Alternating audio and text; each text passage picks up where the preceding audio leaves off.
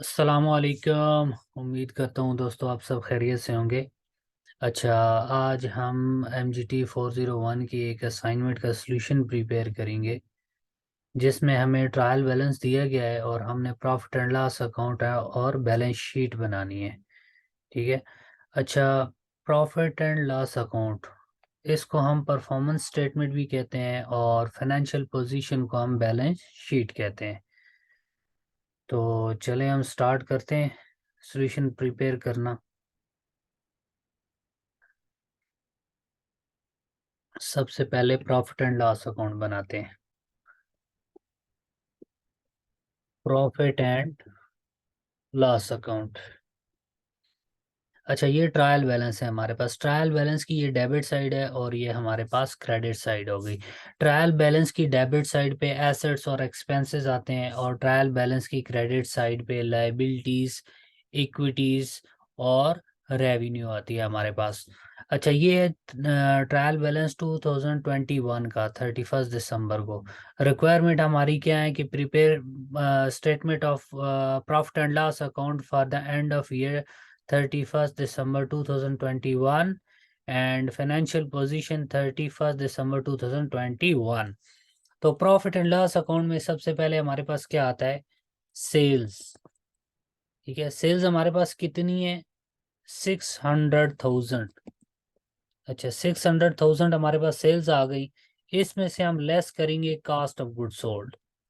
Cast of goods sold. ठीक है, cost of goods sold या फिर आप कह सकते हैं कास्ट ऑफ सेल्स। ये हमारे पास यहाँ पे ट्रायल बैलेंस में दी गई है, cost of sales. Cost of sales हमारे पास कितनी है? 25,000। 25,000 को हम लेस करेंगे, इसके साथ माइनस का निशान लिख दें तब भी ठीक है, ना लिखें तब भी ठीक है। तो यहाँ पे हमारे पास आ जाएगा ग्रॉस प्रॉफिट। Gross profit. ठीक है, ग्रॉस प्रॉफिट हमारे पास कितना है? 600,000 लेस 25,000। ये हमारे पास 575,000 ग्रॉस प्रॉफिट आ गया। अब हमने लेस करना है ऑपरेटिंग एक्सपेंसेस को। Less operating expenses. अच्छा, ऑपरेटिंग एक्सपेंसेस हमारे पास कौन कौन से? सेलिंग कमीशन, ये भी हमारा ऑपरेटिंग एक्सपेंस है। सेलिंग कमीशन ये कितना है? 2,000। उसके बाद हमारे पास है कैरेज आउट। ये भी हमारे पास ऑपरेटिंग एक्सपेंस है। Carriage outward. कैरेज आउट कितना है? 1,500। 1,500 हमारे पास ऑपरेटिंग एक्सपेंस। उसके बाद एम्प्लॉयज सैलरीज। एम्प्लॉयज सैलरीज कितनी है हमारे पास? 10,000। और उसके बाद है हमारे पास मार्केटिंग एक्सपेंसेस। मार्केटिंग एक्सपेंसेस कितने हैं हमारे पास? 9,000। और उसके बाद बैड डेट। बैड डेट भी हमारा एक्सपेंस है। अच्छा, बैड डेट यहाँ पे मैं आपको बता दूं, हम क्रेडिट पे सेल्स करते हैं। तो जिनको हम क्रेडिट पे सेल करते हैं वो हमारे डेटर्स होते हैं, उनको हम अकाउंट रिसीवेबल भी कह सकते हैं। और फॉर एग्जांपल हमने 10 लोगों को क्रेडिट बेस पे सेल्स की, उसमें से हो सकता है कि किसी हमारे किसी क्रेडिट कस्टमर से हमें रिकवरी ना हो। ठीक है, रिकवरी ना हो, जो अमाउंट हमें रिकवर नहीं होती उसके डिफरेंट रीजंस हो सकते हैं। रिकवरी नहीं होती तो उसको हम क्या कहते हैं? Bad debt. ठीक है, फॉर एग्जांपल हमने 10,000 लेने थे, 1,000 हमें श्योर हो गया कि ये हमें वापस नहीं मिलने हैं, तो 1,000 हमारे लिए क्या हो गया? बैड डेट हो गए। तो बैड डेट हमारे पास कितने हैं? 4,000। उसके बाद ऑफिस रेंट। ऑफिस रेंट हमारे पास कितना है? किधर गया? ये 2,000। उसके बाद हमारे पास है लीगल एक्सपेंस। कंपनी के कोई लीगल मैटर्स डील करने वाली टीम को हम पेमेंट कर रहे हैं, किसी लॉयर को पेमेंट हम कर रहे हैं, तो वो हमारे लिए क्या होगी? Legal fees. Legal legal expenses. Expenses कितने हैं हमारे पास? 7,000। इसके बाद हमारे पास है repair and maintenance. Repair and maintenance. आपके कोई एसेट्स हैं, डिफरेंट इक्विपमेंट्स हैं, उनकी रिपेयर एंड मेंटेनेंस कराते हो, उसकी जो पेमेंट्स करते हो उसको किस में रिकॉर्ड करते हो, रिपेयर एंड मेंटेनेंस बुक्स में, ये भी आपका एक्सपेंस है।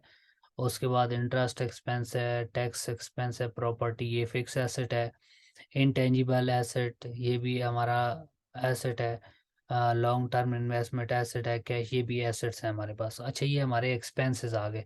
यहाँ पे इंटरेस्ट भी है, टैक्स भी है, एक्सपेंस हम यहाँ पे भी लिख के नेट प्रॉफिट निकाल सकते हैं, लेकिन हम यहाँ पे पहले हम ऑपरेटिंग प्रॉफिट निकाल लेते हैं। ठीक है, earning before interest tax depreciation and amortization, एब्टा। ठीक है, सबसे पहले हम निकाल लेते हैं total operating expenses. Operating expenses कितने हैं हमारे पास टोटल ऑपरेटिंग एक्सपेंसेस? अच्छा, रिपेयर एंड मेंटेनेंस हमने अभी तक नहीं लिखा, ये 1700। तो ये हमारे पास टोटल आ गए 37,200। 37,200 हमारे पास ऑपरेटिंग एक्सपेंसेस आ गए।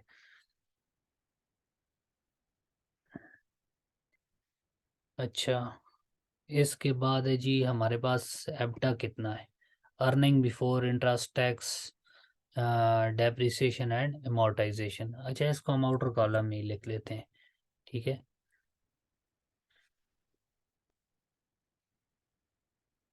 तो gross profit less operating expenses. ठीक है, इसके बाद हम लेस करते हैं डेप्रिसिएशन, लेस डेप्रिसिएशन। डेप्रिसिएशन कितनी है हमारे पास? 4,500। 4,500। तो हमारे पास क्या आ जाएगा, earning before interest and tax.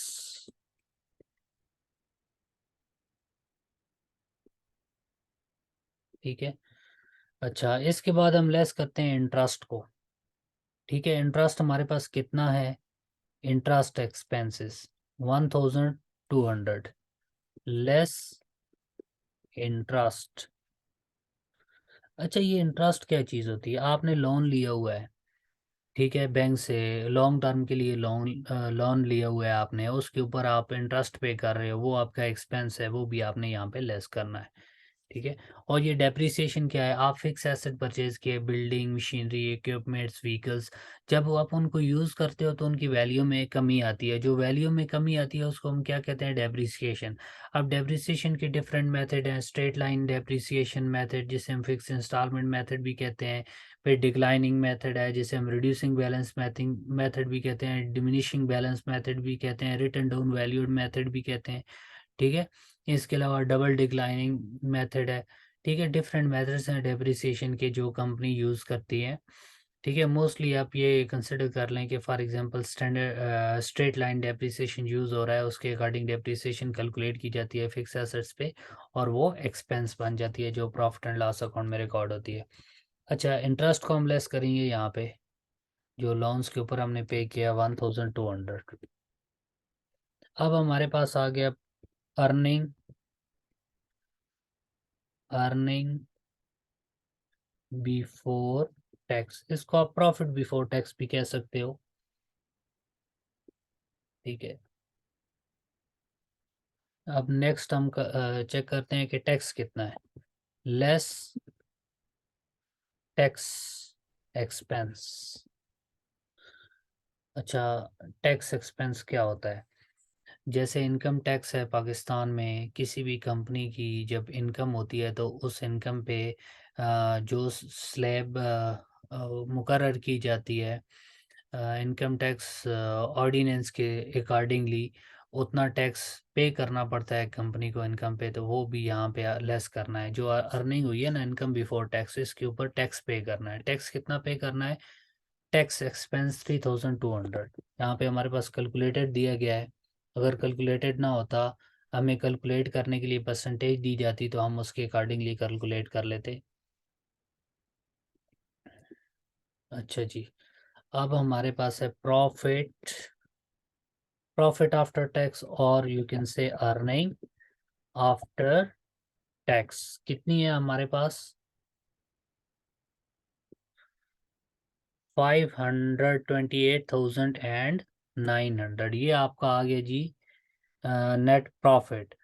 जैसे आप कह सकते हो अर्निंग आफ्टर टैक्स और you can say net profit.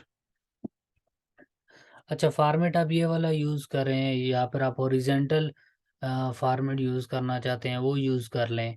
ठीक है, उसमें कोई ममानत नहीं है। आप इस फॉर्मेट को MS वर्ड पे बना लेना। आप ये ना कहना कि हमें बनी बनाई फाइल सेंड करो। ये सारा कुछ आपके सामने बना हुआ है। ठीक है, इसी को आपने कॉपी पेस्ट करना है, यहाँ पे वीडियो में समझ लेना है, वहाँ पे आपने MS वर्ड के ऊपर बना लेना है और उसके बाद आपने सबमिट कर देना है। थोड़ी सी मेहनत करनी पड़ेगी आपको भी। अच्छा आप है जी financial position, statement of financial position, statement of financial position. अच्छा फाइनेंशियल पोजीशन को बैलेंस शीट भी कहते हैं। ये सारा आप ऊपर कंपनी का नाम फिर ये और नीचे ये डेट वगैरह आप लिख लेना एज ऑन। ठीक है, बल्कि मैं यहाँ लिख देता हूँ। ठीक है, statement of profit and loss account, बल्कि आप ये खुद लिख लेना। ठीक है, यहाँ पे स्क्रीन पे क्लियर शो नहीं होगा, मैं लाइंस जितनी बढ़ाता जाऊँगा। टॉप पे कंपनी का नाम लिखना, यहाँ पे स्टेटमेंट पूरा लिख, statement of profit and loss account, और नीचे रो में लिख लेना एज ऑन 31 दिसंबर 2021। ठीक है, बल्कि मैं लिख ही दूँ।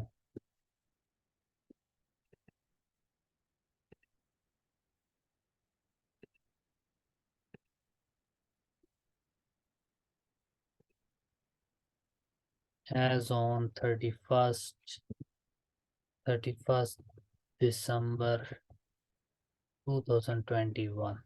ठीक है, और टॉप पे जो है कंपनी का नाम लिख लेना।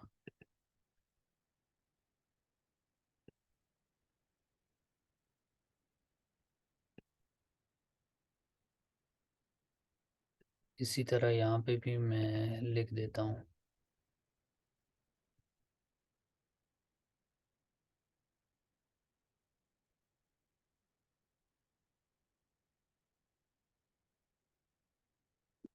As on 31 December 2021।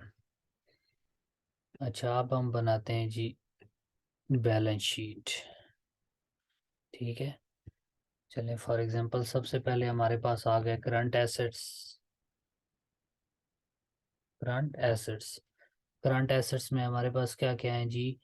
Cash and bank balance, cash and bank balance, balances आपके पास कितने हैं?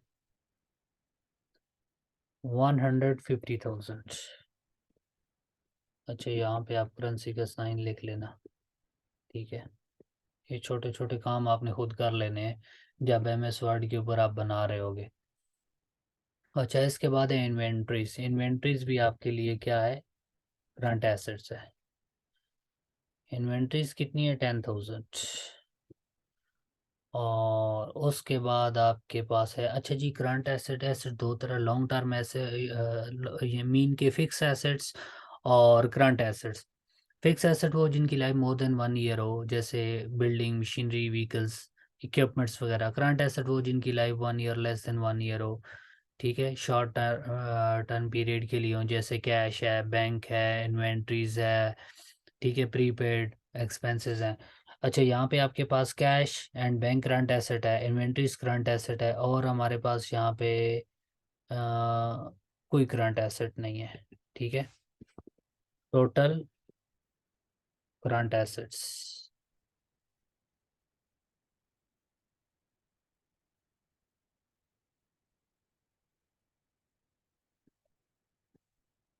ये आपके पास टोटल करंट एसेट आ गए। अब यहाँ पे हम फिक्स एसेट्स कैलकुलेट करते हैं। फिक्स एसेट्स, तो फिक्स एसेट्स हमारे पास कौन कौन से हैं?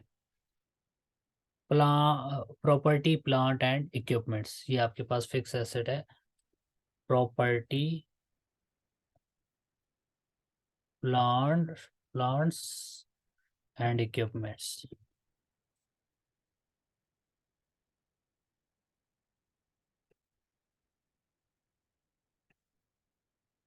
ठीक है, ये आपके पास कितने हैं? 650,000। 650,000। इसके बाद है जी इंटेंजिबल एसेट।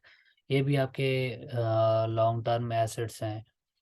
मीन के ऐसे एसेट जिनको आप टच नहीं कर सकते, देख नहीं सकते, जैसे गुडविल हो गई, ठीक है, पैटर्न्स हो गए, कॉपीराइट्स हो गए, ये भी आपके इंटेंजिबल एसेट्स, फिक्स एसेट में आ जाएंगे। इंटेंजिबल एसेट्स कितने हैं जी इंटेंजिबल एसेट्स? 400,000। अच्छा, इसी तरह long term investments. Long term के लिए आपने किसी जगह इन्वेस्टमेंट की हुई है, फॉर एग्जांपल किसी कंपनी के आपने शेयर्स परचेज कर लिए हैं या किसी और जगह आपने इन्वेस्टमेंट्स कर दी है, वो आपके लिए क्या है? आपके लिए लॉन्ग टर्म एसेट्स है। ठीक है, आप इसको फिक्स एसेट भी कह सकते हो, लॉन्ग टर्म एसेट्स कह सकते हो। आपने लॉन्ग टर्म के लिए इन्वेस्टमेंट कर दी है। Long term investments. अच्छा, ये कितनी है? 200,000। ये कैलकुलेट करेंगे तो हमें आंसर का पता चलेगा हमने काम ठीक किया है या गलत किया है। अच्छा, लॉन्ग टर्म इन्वेस्टमेंट्स भी आ गई हमारे पास। अच्छा जी, इसके अलावा हमारे पास और कोई नहीं है fix assets. Total fix assets. Total fix assets कितने आ गए हमारे पास? 1,250,000। 1.2 million and 50,000। अच्छा जी, अब हमारे पास इसके बाद टोटल एसेट्स कितने हैं? Total assets current plus fixed assets. अच्छा जी, current assets plus fix assets. अच्छा जी, उसके बाद हमने क्या कैलकुलेट करना है? लायबिलिटीज। और लायबिलिटीज के बाद हमने इक्विटीज को कैलकुलेट करना है। अच्छा जी, ये हमारे पास आ गई लायबिलिटीज। इसमें पहले करंट लायबिलिटीज। करंट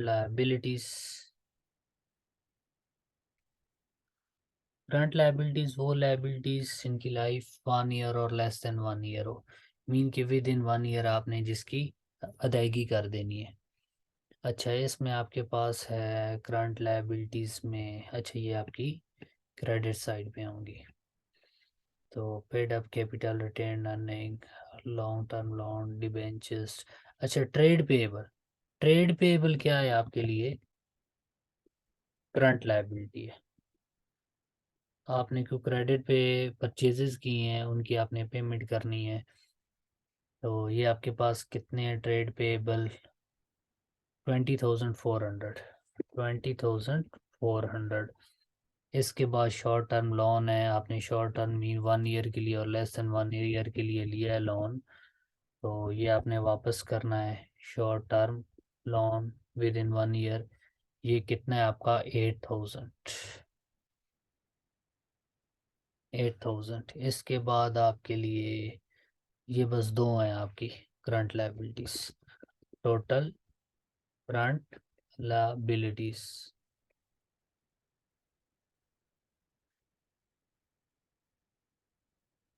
ये आपकी टोटल करंट लायबिलिटीज आ गई। इसके बाद लॉन्ग टर्म लायबिलिटीज जिनकी लाइफ मोर देन 1 ईयर हो। जैसे आप बैंक से 5 साल के लिए लोन ले लेते हो, 3 साल के लिए, 5 साल के लिए, 10 साल के लिए, वो आपके लिए क्या है?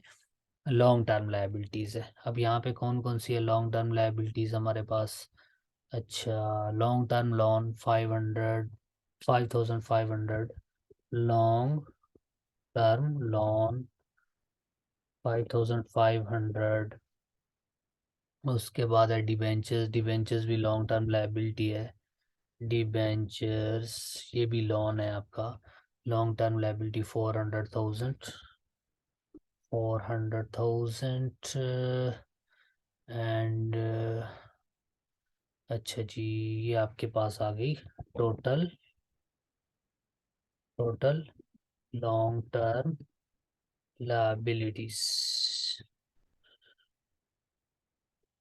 ठीक है, अब ये टोटल लायबिलिटीज कितनी आ गई? अब टोटल लायबिलिटीज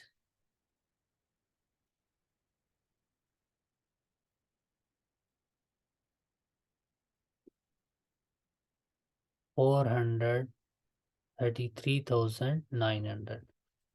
इसके बाद आपकी इक्विटीज आएंगी।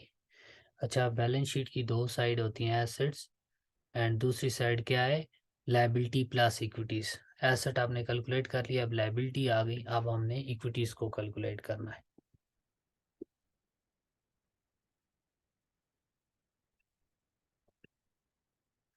इक्विटीज, इक्विटीज क्या है? ओनर्स की इन्वेस्टमेंट्स है, जो ओनर्स ने अपनी पर्सनल रिसोर्स थ्रू इन्वेस्टमेंट की है वो, और फिर ड्यूरिंग द ईयर जो प्रॉफिट हुआ है उसकी अमाउंट, जो रिटेन अर्निंग बच गई है, सब कुछ प्रॉफिट डिस्ट्रीब्यूट, डिविडेंड डिस्ट्रीब्यूट करने के बाद जो अमाउंट बच गई है कंपनी में, वो क्या होगी? वो रिटेन अर्निंग होगी और वो इक्विटी में ऐड हो जाएगी। अच्छा, paid up capital. Paid up capital जो ओनर ने अपने पर्सनल रिसोर्सेज के थ्रू इन्वेस्ट किया, 400,000।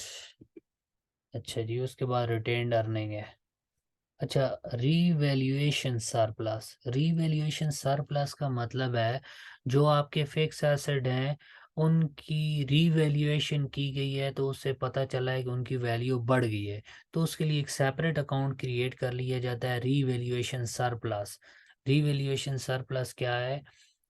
मीन कि आपका गेन हुआ है, गेन ऑन फिक्स एसेट्स। इसके लिए सेपरेट अकाउंट में रिकॉर्ड कर देते हैं हम अपने पास, रीवैल्यूएशन सरप्लस। अच्छा, ये डेफिसिट भी हो सकता है, कम भी हो सकता है। तो अच्छा, यहाँ पे तो अभी सरप्लस हुआ है, गेन हुआ है हमारे कैपिटल, कैपिटल मीन हमारे एसेट्स पे, फिक्स एसेट्स पे। तो कितना? 2,200। अच्छा, उसके बाद हमारे पास है जी रिटेन्ड अर्निंग। रिटेन्ड अर्निंग ये कौन सी डेट की है? 1 जैन 2021। मीन जो अर्निंग हमारी 2020 में हुई थी, और सारे सब एक्सपेंसेस निकाल के, सारी जो पेमेंटें करनी थी करके, डिविडेंड डिस्ट्रीब्यूट करके, उसके बाद जो पोर्शन बच गया था प्रॉफिट का, वो क्या था? रिटेन्ड अर्निंग था। वो फिर क्या हो गया? ब्रॉड फॉरवर्ड हो गया 2021 में। ये 2021 की हम बना रहे हैं, तो ये ओपनिंग है हमारे पास, रिटेन्ड अर्निंग, रिटेन्ड अर्निंग। ठीक है, ये हमारे पास कितनी है? Previous retained earning 45,000। अच्छा, इसके बाद करंट ईयर अर्निंग। इसके बाद हमारे पास करंट ईयर अर्निंग कहाँ से लेंगे? ये जो हमारा प्रॉफिट होता है ना, वो हमारा इक्विटी साइड पे आ जाता है बैलेंस शीट में। ये हमारा अर्निंग आफ्टर टैक्स, ये यहाँ पे आ जाएगा। ठीक है, करंट ईयर अर्निंग। तो अब हम देखते हैं कि टोटल इक्विटी कितनी हो गई। टोटल इक्विटी कितनी है जी हमारे पास? इसको हम टोटल कर लेते हैं, 976,100। ये क्या हो गया? ये हमारे पास इक्विटी हो गई। अब हम देखते हैं कि टोटल इक्विटी प्लस लायबिलिटीज कितनी है जी हमारे पास? टोटल लायबिलिटीज प्लस इक्विटीज कितनी है? 1.4 मिलियन एंड 10,000। अब देखते हैं एसेट इज इक्वल टू, ये एक्चुअली इस तरह से होने चाहिए, आंसर ये होना चाहिए, asset is equal to equity plus liabilities. Mean आपके एसेट जो हैं इक्विटी और लायबिलिटी के इक्वलेंट होने चाहिए। इक्विटी लायबिलिटी को प्लस करो तो टोटल एसेट जितने हैं उतनी वैल्यू बन जाए। अब यहाँ पे देखें आप, आपके कितने एसेट टोटल? 1.4 million and 10,000। तो इसी तरह आपकी इक्विटी प्लस लायबिलिटीज भी इतने, मीन आपका आंसर आंसर करेक्ट है। वेरीफाई करना चाहते हो तो यहाँ पे वेरीफाई कर लो आप। कैसे वेरीफाई करोगे? टोटल एसेट लेस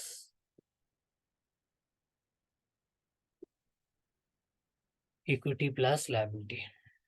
तो पूछे नेट एसेट कैसे निकालते हैं, तो फिर टोटल एसेट में से टोटल लायबिलिटी को लेस कर दोगे तो नेट एसेट आ जाएंगे। ठीक है, ये आपका सोल्यूशन रेडी हो गया। अब आप सब ने मेरे चैनल को सब्सक्राइब करना है, उसको लाइक करें, कमेंट करें, इस वीडियोस को अपने दोस्तों के साथ भी शेयर करें, ताकि वो इसको क्वेश्चन को अच्छी तरह समझ भी लें। समझने के बाद वो अपना सॉल्यूशन प्रिपेयर कर लें एमएस वर्ड के ऊपर और सबमिट कर सकें। ठीक है, इसमें कोई प्लेजरिज्म नहीं होता। आप इसको अच्छी तरह से समझो।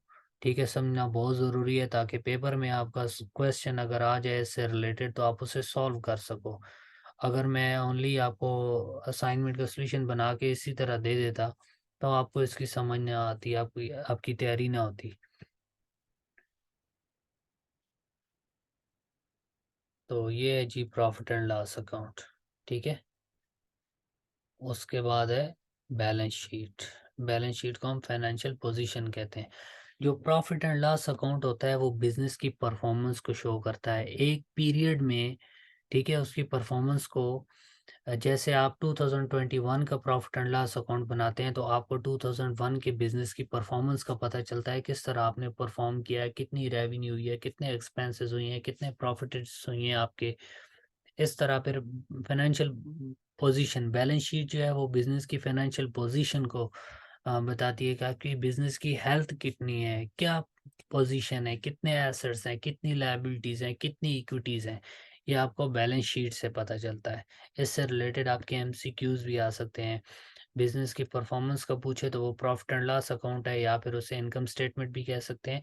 अगर बिजनेस की पोजीशन का पूछे तो वो फिर बैलेंस शीट है। ठीक है, जिसे स्नैपशॉट ऑफ द बिजनेस भी कहते हैं। तो अब मुझे इजाज़त दीजिए, और आप लाइक और कमेंट करना ना भूलिएगा, और साथ बेल आइकन को प्रेस कर दें ताकि आने वाली असाइनमेंट्स आपको टाइम टू टाइम मिलती रहे।